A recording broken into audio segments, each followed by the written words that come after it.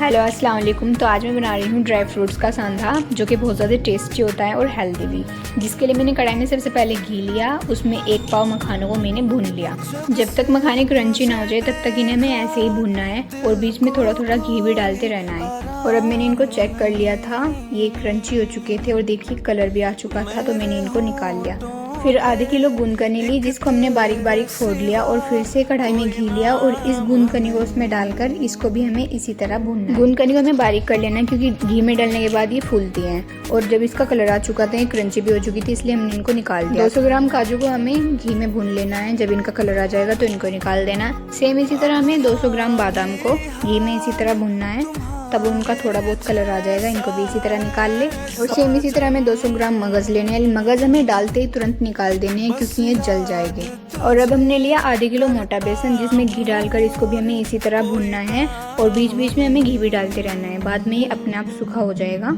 और हमने तकरीबन सभी चीज़ों में 1 किलो से ज़्यादा घी का यूज़ किया है। बेसन को भूनने में टाइम लगता है और इसका भी कलर आ चुका है, इसलिए हमने इसको भी निकाल लिया। गूंदकनी को भूनने के बाद भी हमें औंकली में फोड़कर और ज़्यादा बारीक कर लेना है। जिन काजू बादाम और मगज़ को हमने घी में भूना था, उनको हमें औंकली में फोड़कर बारीक कर लेना है, ज़्यादा बारीक नहीं करना है। सेम इसी तरह हमने मखानों को भी औंकली में फोड़कर बारीक कर लिया है।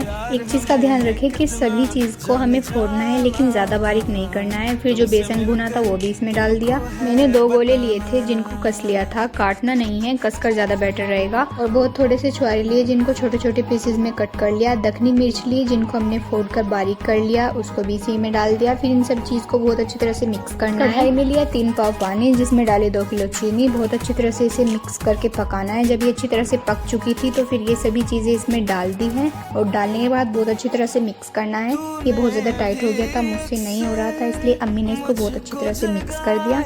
अब कुछ बड़े बर्तन ले लेने हैं जिन पर नीचे घी लगाकर इन सभी चीज़ को इसके ऊपर डालकर और प्लेट की हेल्प से इसको अच्छी तरह से थपथपाना है, क्योंकि बहुत गर्म रहता है, अगर हाथ से करेंगे तो जल जाएगा। और 15 मिनट बाद हमें इसको पलट भी देना है क्योंकि बहुत जल्दी हो जाएगा। पलटने के बाद हमें फिर से इसे 15 मिनट के लिए हवा लगानी है। और हमें इसे पीसेज में कट करने की ज़रूरत भी नहीं है, इस तरह से फोड़कर अलग अलग पीस हो जाते हैं क्योंकि ये कटता नहीं है। इसके अंदर मेवाएं मोटी मोटी होती हैं, इसलिए इसको काटने में बहुत ज़्यादा प्रॉब्लम होती है, इसलिए इसको फोड़ा ही जाता है। कमर दर्द और कमज़ोरी के लिए इससे बेटर चीज़ कुछ भी नहीं है। Try this recipe. Thanks for watching my video.